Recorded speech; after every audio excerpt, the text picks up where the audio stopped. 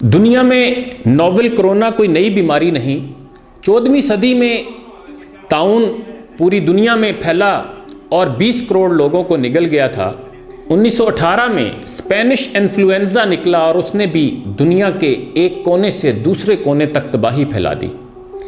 Influenza سے Europe میں 10 کروڑ اور امریکہ میں 20 لاکھ لوگ متاثر ہوئے تھے، اور دنیا اب نوول کرونا کے خوف میں مبتلا ہو چکی ہے۔ دسمبر 2019 میں کرونا کا خوف پھیلنا شروع ہوا تو دنیا کے سامنے 2 ماڈل تھے، سینٹ لوئس ماڈل اور فلاڈیلفیا ماڈل۔ آج اگر آپ کو دنیا کے تمام ملک بند ملتے ہیں تو اس لیے کہ یہ سینٹ لوئس ماڈل پر عمل کر رہے ہیں۔ اب یہ سمجھ لیں کہ یہ ماڈل ہے کیا۔ 1918 کے درمیان اسپینش انفلوئنزا امریکہ پہنچا۔ سینٹ لوئس اور فلاڈیلفیا دونوں شہروں میں ستمبر میں پہلے کیس سامنے آئے۔ دونوں شہروں کی انتظامیہ نے میٹنگ بلا لی۔ فلاڈیلفیا کا میئر تومس بی سمتھ لاؤبالی اور کیئرلیس تھا۔ اس نے بورڈ میٹنگ میں اعلان کیا، یہ معمولی لہر ہے، آئی ہے اور گزر جائے گی۔ نزلہ زکام کوئی بیماری نہیں، ہمیں روزمرہ زکام ہوتا ہے، چنانچہ گھبرانے کی کوئی بات نہیں، کوئی ضرورت نہیں۔ لوگوں کو احتیاط کی ہدایت کریں اور شہری زندگی کو چلنے دیں۔ چند ممبرز نے اعتراضات کیے، لیکن میئر نے ان کے اعتراض ہوا میں اڑا دیے۔ ممبرز اس کے باوجود باز نہ آئے تو میئر نے 28 ستمبر 1918 کو شہر میں سینٹ پیٹرک ڈے پریڈ کا اعلان کر دیا۔ ارکان چیختے رہ گئے، مگر میئر صاحب اپنی مرضی پر ڈٹ گئے۔ جبکہ دوسری طرف سینٹ لوئس میں انفلوئنزا کا پہلا کیس نکلا تو میئر نے بورڈ کی میٹنگ کال کی۔ سینٹ لوئس میں بھی Saint Patrick day parade scheduled تھی، لیکن میئر نے یہ پریڈ منسوخ کر دی اور پورے شہر میں پبلک گیدرنگ پر پابندی لگا دی۔ اسکول، بس، ٹرین، شاپنگ سینٹرز، اناج اور سبزی منڈی، حتیٰ کہ جنازے تک بند کر دیے۔ میئر نے پولیس کو حکم دیا شہر کے تمام چرچ بھی شام تک لاک کر دیے جائیں۔ لوگوں نے میئر کے ان احکامات کو پسند نہیں کیا۔ شہر میں احتجاج شروع ہو گئے۔ والدین، لواحقین، چرچ کی انتظامیہ اور دکانداروں نے میئر مرد آباد کے نعرے لگانا شروع کر دیے، لیکن یہ میئر بھی ضد کا پکا تھا، یہ بھی باز نہ آیا۔ اس نے آہستہ آہستہ لوگوں کو گھروں تک محدود کر دیا۔ پولیس گشت کرتی تھی تو اسے گلیوں میں کتا تک دکھائی نہیں دیتا تھا۔ یہ پابندی 2 ماہ جاری رہی۔ نومبر کا مہینہ آیا اور فلاڈیلفیا اور سینٹ لوئس دونوں کے میئرز کے احکامات کے نتائج سامنے آنا شروع ہو گئے۔ فلاڈیلفیا میں انفلوئنزا پھیلا اور اس نے تباہی پھیلا دی۔ 60,000 لوگ ہلاک ہو گئے۔ شہر میں کوئی ایک بھی ایسا گھر نہیں تھا جس میں لاش نہ ہو، اور شہر میں گورکن تک زندہ نہ رہے۔ پادری بھی جنازے پڑھانے کے لیے تیار نہیں ہوتے تھے، چنانچہ انتظامیہ لاشوں کو جلانے پر مجبور ہو گئی۔ حکومت اسے باقی ملک سے کاٹنے پر مجبور ہو گئی، جبکہ دوسری طرف سینٹ لوئس محفوظ ترین شہر ثابت ہو رہا تھا۔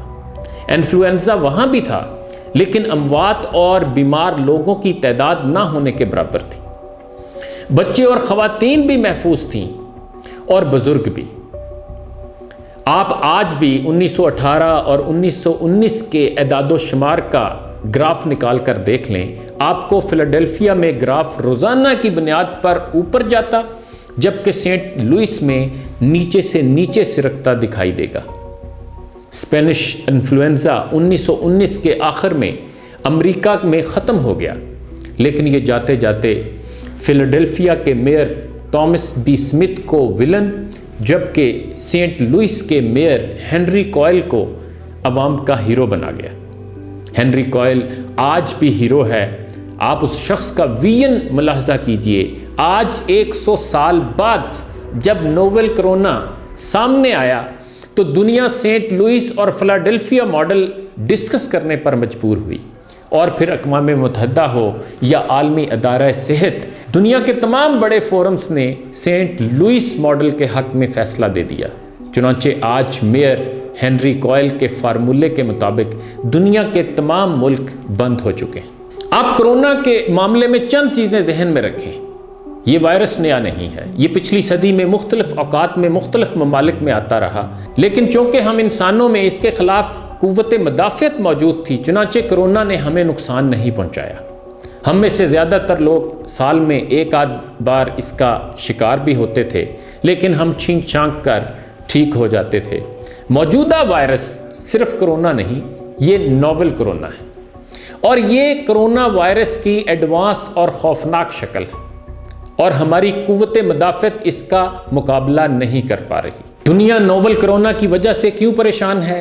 اس کی 3 وجوہات ہیں۔ پہلی، ہم یہ نہیں جانتے یہ پھیلتا کیسے ہے۔ یہ ہاتھ سے پھیل رہا ہے، سانس سے یا پھر ہوا سے۔ دوسرا، یہ انسان کو کس حد تک نقصان پہنچا سکتا ہے۔ میڈیکل ایکسپرٹس کا خیال ہے یہ گرمی برداشت نہیں کر پائے گا، چنانچہ ہمارا درجہ حرارت جو ہی 30 ڈگری سینٹی گریڈ تک پہنچے گا یہ بھی ختم ہو جائے گا۔ لیکن کیا یہ 2021 کی گرمیوں میں بھی ختم ہو جائے گا، یا پھر اگلے سال تک اس میں گرمیاں برداشت کرنے کی اہلیت بھی پیدا ہو جائے گی؟ میڈیکل سائنس کے پاس اس کا کوئی جواب نہیں۔ اور تیسرا یہ کہ نوول کرونا کا علاج کیا ہے؟ دنیا ابھی تک اس کا علاج دریافت نہیں کر سکی، چنانچہ جس دن اس کی ویکسین مارکیٹ میں آ جائے گی اور ہمیں یہ معلوم ہو جائے گا یہ زیادہ سے زیادہ کتنا نقصان پہنچا سکتا ہے اور یہ کیسے اور کس وقت پھیلتا ہے، تو ہم اس کے خوف سے نکل جائیں گے، اور پھر دنیا اسی طرح کھل جائے گی جس طرح یہ طاعون اور انفلوئنزا کے بعد کھلی تھی، لیکن ہمیں اس کے لیے انتظار کرنا ہوگا۔ لیکن یہ بھی ایک حقیقت ہے کہ ہماری حکومت اور ہمارے ریاستی نظام میں کرونا وائرس جیسی وباؤں سے نبٹنے کی اہلیت نہیں۔ یہ وبا اب تک چین، اٹلی اور امریکہ جیسے ملکوں کو پریشان کر چکی ہے۔ 250 ارب ڈالر کا نقصان ہو چکا ہے۔ یہ نقصان کہاں تک جائے گا دنیا نہیں جانتی، اور ہم اس دنیا میں چھوٹی سی مکھی ہیں۔ چنانچہ خدا نخواستہ اگر کرونا پاکستان میں پھیل گیا تو ہم اسے کنٹرول نہیں کر سکیں گے۔ ہم ہاتھ ملا کر اسے شام تک 22 کروڑ لوگوں تک پہنچا دیں گے، لہذا پھر ہمارے پاس سینٹ لوئس ماڈل کے علاوہ کوئی آپشن نہیں بچتا۔ ابھی تک تو ہم پر اللہ کا کرم ہے، ہم ابھی تک بڑے خطرے سے باہر ہیں، مگر ہمیں یہ یاد رکھنا چاہیے ہم ایک لاپرواہ قوم ہیں۔ ہم نے اگر اس وبا کو سیریس نہ لیا تو پھر ہمارا حال فلاڈیلفیا جیسا ہوگا، ہمارے پاس مردے دفن کرنے کے لیے بھی جگہ نہیں بچے گی۔ چنانچہ پلیز کرونا کے خلاف عملی قدم اٹھائیں، میڈیا کے ساتھ مل کر کرونا کے خلاف تحریک چلائیں، لوگوں کو قائل کریں یہ اپنے گھروں کو 14 دنوں کے لیے قرنطینہ بنا لیں، منہ سے سلام کریں، ہاتھ نہ ملائیں، اور ہر 15 منٹ بعد صابن سے 22 سیکنڈ ہاتھ دھوئیں، اور لوگوں کو بتائیں یہ جہاں ہیں یہ حالات ٹھیک ہونے تک وہیں رہیں، یہاں تک کہ وبا کا خطرہ ٹل جائے۔ اگر خدا نہ خواستہ یہ وبا پھیل گئی تو پھر ہمارا خدا ہی حافظ ہے۔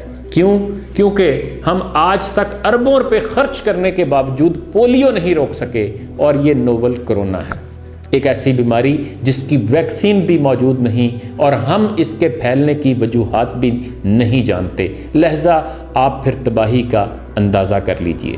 انہی گزارشات کے ساتھ آپ سے اجازت لیتا ہوں، اپنا خیال رکھیے گا، اللہ حافظ۔